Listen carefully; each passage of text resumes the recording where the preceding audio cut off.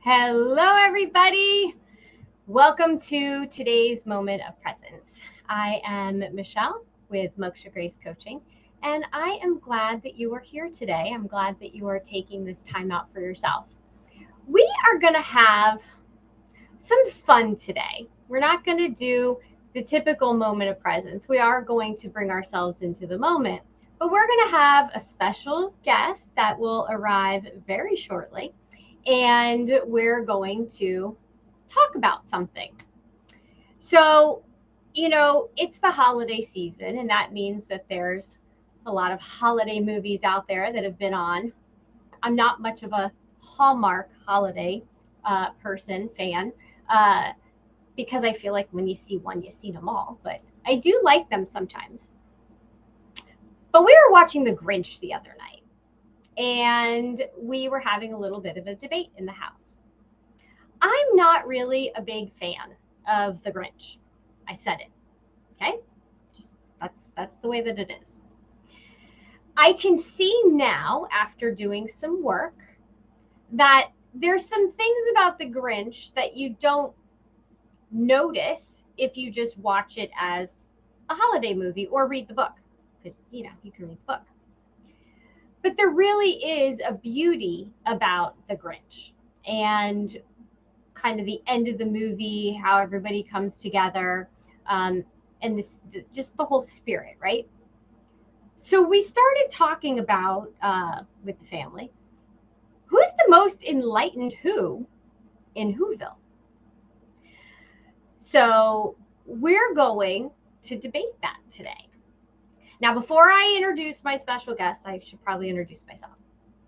So I'm Michelle, as I said, from Moksha Grace Coaching. I am a life coach, professional life coach. I specialize in inspired change, transitions, life transitions, perspective shifts, dealing and managing fear, and really understanding and accepting yourself. Coaches, what they do is they help their clients move forward. We don't hang out in the past. We take the lessons from the past, we apply it, and what needs to change now so that we can have the future that we want.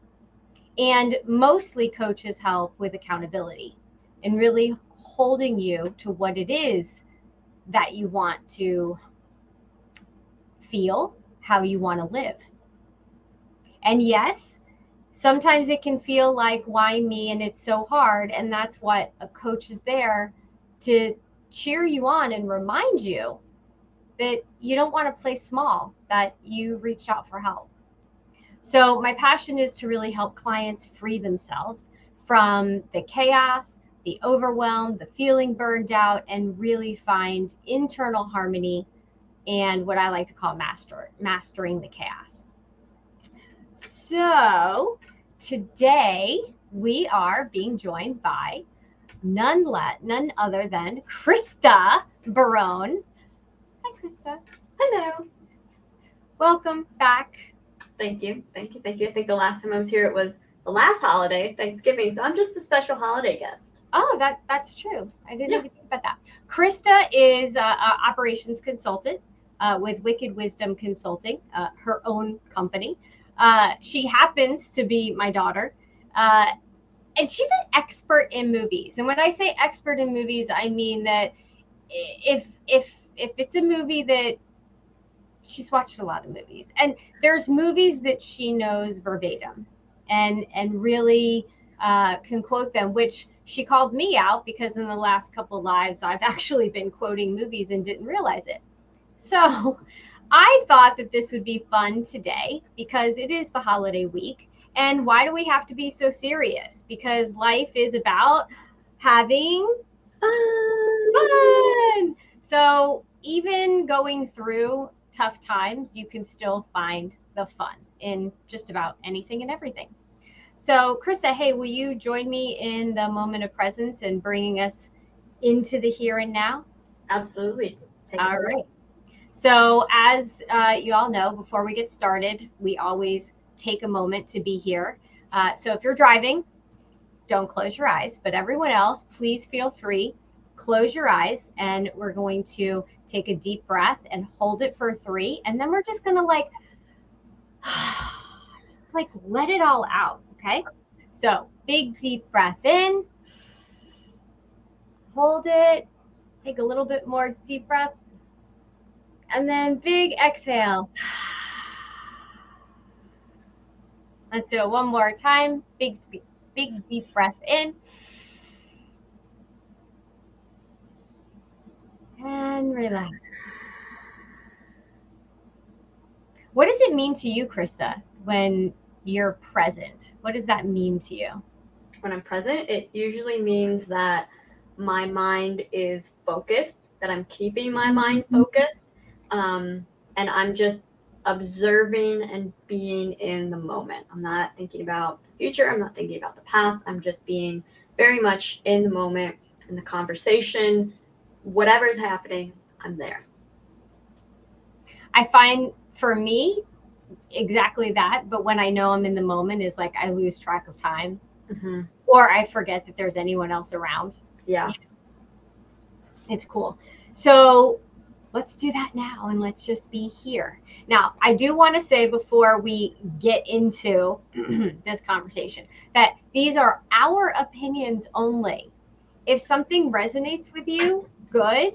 If it doesn't, that's okay too. And, if you want to join in, you can always join us in the comments because we're going to be watching those. So the question today that we've posed is, who is the most enlightened in Whoville? Yep. So think about the movie The Grinch or the book, and we're going to have that fun debate. We're going to talk about a little bit about what the movie really is about, and believe it or not, how it can make us grow, and look at it from a little bit of a different perspective than what we do mostly. So, Krista, yeah. When you watch The Grinch, what do you think, as a whole, what do you think The Grinch is about? I think The Grinch is a reflection of a society buying into consumerism a little bit too deeply and being reminded rather forcefully, because when you don't listen to the universe, it shows you the things you need to see with force sometimes. So being shown pretty forcefully what the true meaning of Christmas and the holiday season is all about. And do you think that you always thought that way about The Grinch, about that movie? No, I actually the Grinch used to freak me out. Not gonna lie. But now it's one of my favorite Christmas movies. So, grew up. Well, I found that when I did the work on myself, when I had to, because we tend to not like, whether it's a person or a thing, the things that we see in ourselves that are kind of mirrored, right? So I think that as I've done the work, the hard, deep work on myself, that I've realized that, that the Grinch, that there's some pieces of the Grinch that we as a family might have been living. A lot was about gifts, and just sometimes I think about what the living room used to look like when you guys were kids, and my goodness.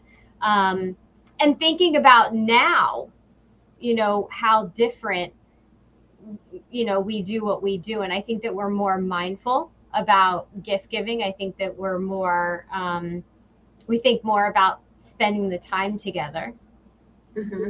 So, when I looked at the Grinch after the hard work, it was like more the triumph of the hardship, the beauty of the community coming together. And I didn't look at it as, why is everyone being so mean to the green guy? Because that's kind of how I was before. I mean, I kind of just thought everyone was like really rude. Like, I didn't get it.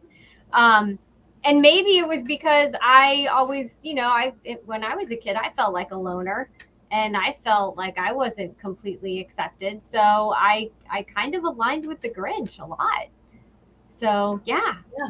I think it's interesting, though, because from my perspective, our Christmases aren't exactly very different. Maybe not the gifts aren't huge, big boxes of like play sets that need to be put together. They're smaller things because that's just naturally as we get older, it's more of smaller things that we want. But I think, yes, we put more meaning into gifts, but I also think we've reached a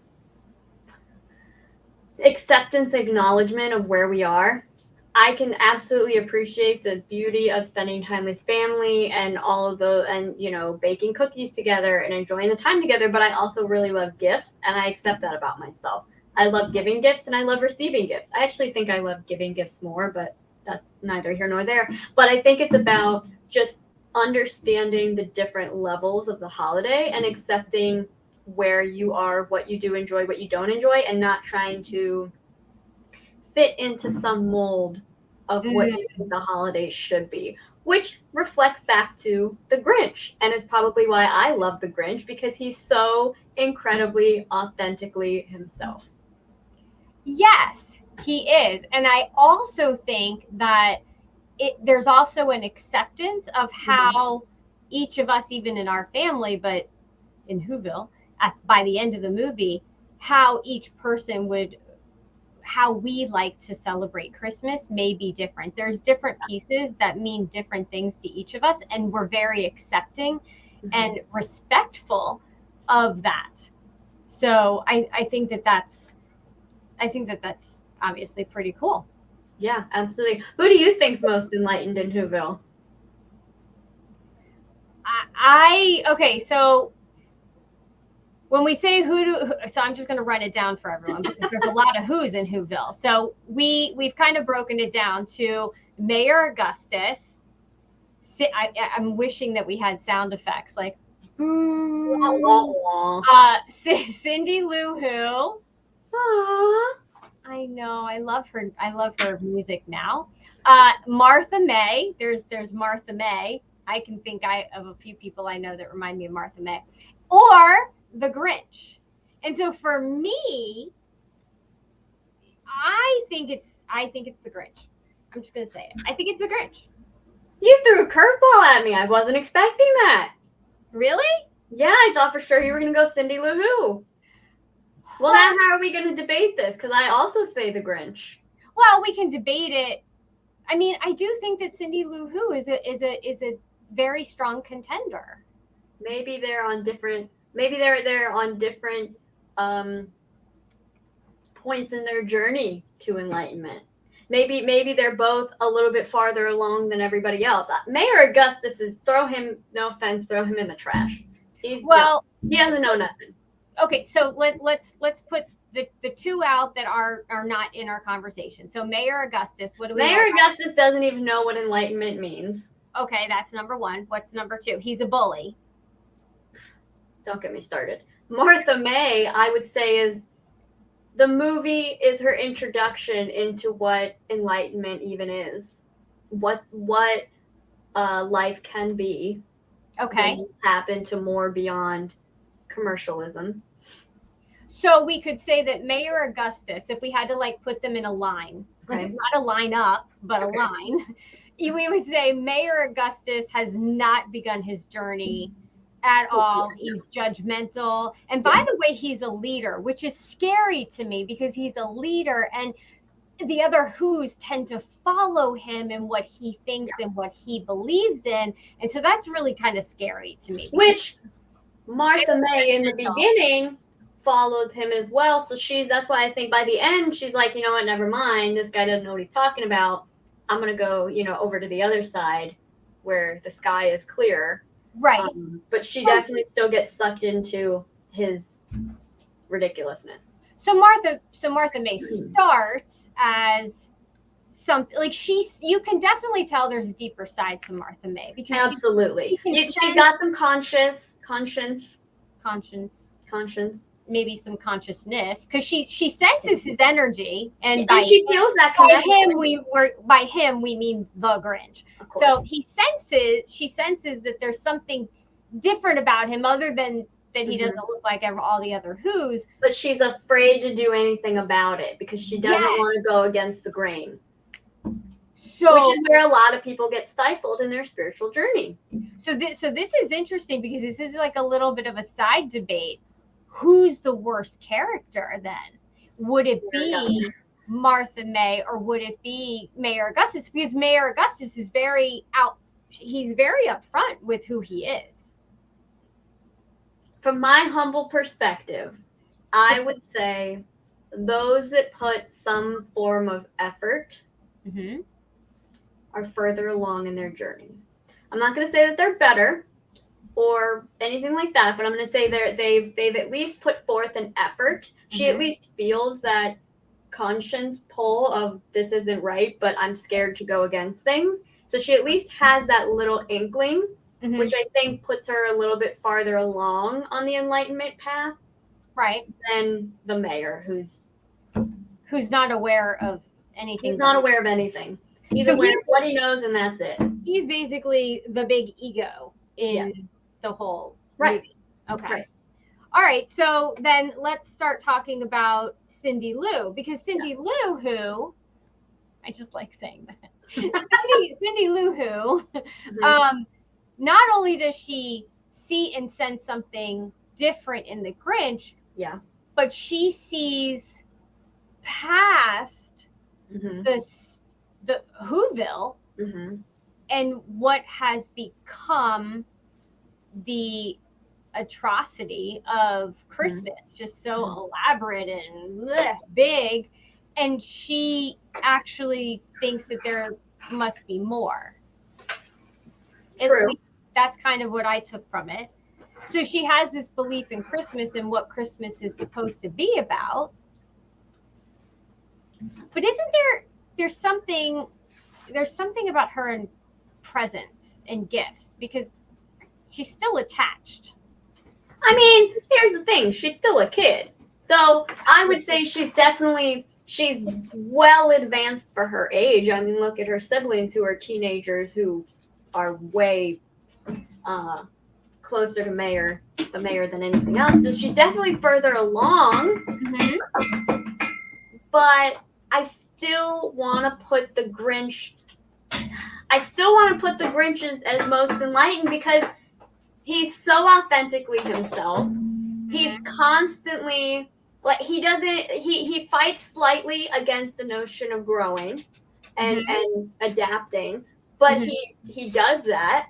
He has going through his dark night of the soul when we see him initially, we could argue. And he follows his heart, and he grows in the end, and he becomes the cheermeister. I think maybe we see more of his enlightened journey, and I think Cindy Lou Who is a great representation of how kids are naturally, because kids naturally are very intuitive. They're pretty darn enlightened as we are as kids, and then society beats other things into us.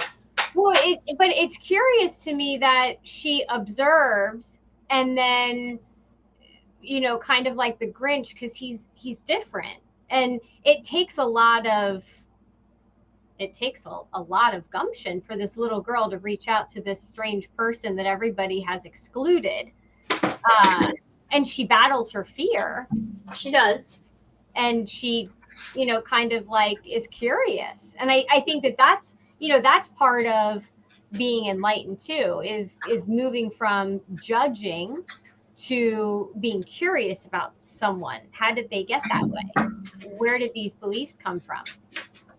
I'm almost wondering, is Cindy Lou Who the love and light journey, and is the Grinch the dark shadow work journey? So are they both enlightened? They just took different routes, and they followed the route that was meant for them. Well, I think that's important. I think it's an important piece of your journey, is to not try to replicate someone else's journey, but to go down the path. And how interesting that she does that against her family, against her siblings, against her city, right? Whoville, because she believes that kindness is going to win over, and she has like this deep faith in goodness.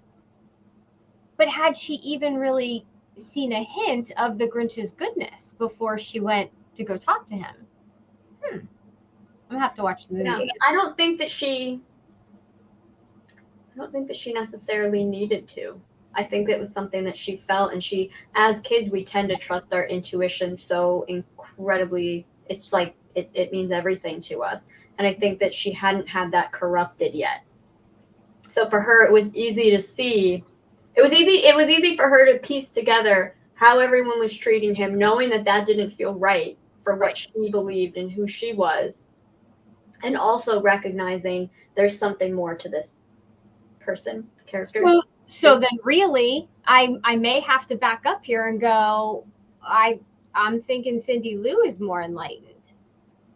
She like embraced her discomfort and went after this person that was scary because she went on blind faith.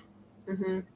And then to save Christmas, she tried to, like, she risked her life. She risked everything. Mm-hmm.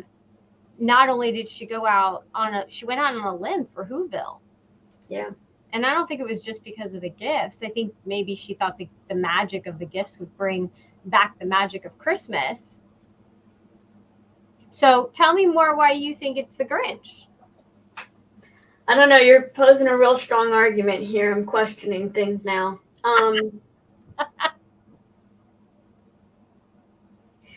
Well, I mean, Cindy Lou Who had to see somehow and sense and feel, right? She had to be in touch with that little crack in the Grinch's heart, Mm-hmm. that even after so many people had hurt him and shunned him, and he finally left and isolated himself, went into his dark night of the soul, Mm-hmm. And accepted himself for all of his craziness and faults and darkness. He accepted himself. He never tried to change for anybody. That's what I love about the Grinch. He grew. He didn't change. He grew. And maybe we're asking the wrong question here. Maybe it's not about who's the most enlightened. Maybe what the real story is about the different versions of everyone's journey. Going back to that, because I think the Grinch is such an accurate reflection of what. Honestly, I see. It's funny because I see your journey a little bit more like Cindy Lou Who, very positive, following your intuition. You tend to be more like brighter. Mm-hmm. And then you have the Grinch that's kind of had these like really dark moments. Mm-hmm. But ultimately it led him to his heart growing, was it 5 times, 10 times, 3 times? I should get it. It was like 10 times. But I think it's just different reflections of the journey. We never said the mayor's like he doesn't know what a journey is. He has no idea. He's gonna have his own journey because he'll have his journey because of Martha May leaving him for the Grinch. The Grinch, obviously. Well, and then we have to look at the villagers, the Whoville. Yeah. That's a perfect example of when you see someone, all it takes is one person to break out of the mold, and that's when everyone starts to take a second look and go, wait a second, what are we doing? Right. Mason, why are we bullying this person because they look different? Right. But ultimately, do we need to be a little not concerned, mindful of the people of Whoville? Mm-hmm. Because I think they need to go deeper so that they don't get swayed again. Because if they can get swayed by Mayor Augustus and then get swayed by Cindy Lou and the Grinch, who's not to say that they're not going to, kind of go along with everybody again? I think that's the beauty about going back to the roots of what the holiday season is, which ultimately means you're going to go back to the roots of yourself, which then means you're going to be tapping into your intuition, and then you'll be able to make those better judgments and be better guided by your own internal world, so that you aren't so easily persuaded by someone with a cool watch or a lot of money. True. Or sitting at the table watching somebody who's different going, how are they even part of this family? Versus embracing what makes them different and getting curious about what makes them different. What did they go through that everyone else at the table didn't, or what do they know that no one else at the table knows? And I think that's interesting. And I think there's also a great, the movie does a great job of showing what happened by leading by example. Because Yeah. a lot of times when we try to force something onto people, it can backfire or they repel against it because you're trying to force it on them. Mm-hmm. And I think Cindy Lou Who does a really good job of just naturally letting herself shine to the Mm-hmm. point that it became contagious and other people wanted more of what she had. They wanted to shine in the same way. They wanted to believe in the same way that she did. And it started with, she started singing around the Christmas tree at the end, and then her dad joined in, and then the rest of her family joined in, and then people started feeling that energy and that resonance of just pure love and joy.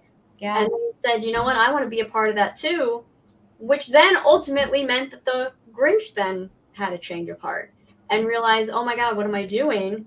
I Right. want to be a part of that energy too. Well, and I think that's something else we haven't touched on yet, and I think all of us need to be aware of it, is, the Grinch was having what we are saying, and remember, it's only our opinion, people. We're just having fun with this. The Grinch was having his dark night of the soul and isolating. He was sad. He was depressed. He was down. He felt like a He loner. still And kept up his exercise though with his jazzercise. well, that's true. He was still doing self-care. But my point is that Cindy Lou Who thought enough to go check on him. Yeah. And how many of us And didn't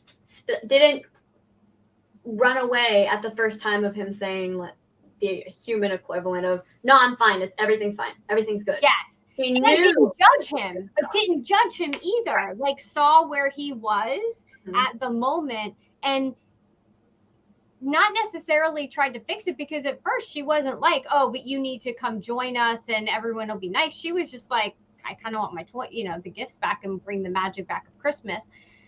But there's people out there that are sad. They are having their time, their moment, their darkness, their depression.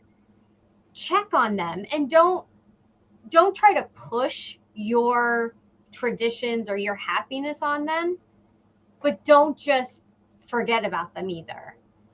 If it's going and sitting with them and just listening, or just sitting, just literally sitting, that gift of being present with them in that moment may make the difference, right, to them. Mm-hmm. And so I think that it's really important for us, especially at this time of the year, to check on those people that have gone into isolation. And yes, they do need the space to work on themselves if that's what they're doing, but make sure that that's kind of what they're doing and they're not just sitting in it. Mm-hmm. And what also is important is Cindy Lou Who didn't join him and jump in to the darkness with him. She was saying, but no, there's so much more. You're right. I'm very much like Cindy Who. But wait, look at the beauty. Because I can do that. I can find, you take me to a haunted house and I'm going to find something beautiful about it. So she really did try to help him, and give him the option. And then ultimately he made the choice to step out and go after and put himself out there, risk himself for this little ball of sunshine. Which we could argue that he saw something in her as well. He could have just said, oh, she's a dumb kid, she doesn't know what she's talking about. But instead she got in his head a little bit, and he started considering, wow, maybe there is something that I should take a look at here. Maybe I should go to this event. Yeah. Despite not having anything to wear. Literally. And then Martha May coming around and realizing that, somebody that's more enlightened and can go through all of that and still have this big, beautiful heart is, something that's worth going after and putting herself out there for. And finally, you could also argue that that's a perfect example of someone that you've been with for, the saying is like someone you've been with for 5 years. No, it's someone you just met could have better intentions for you than someone you've known for 5 years. Mm-hmm. She really didn't. She knew that her and the Grinch knew each other from grade school, but like they weren't really close.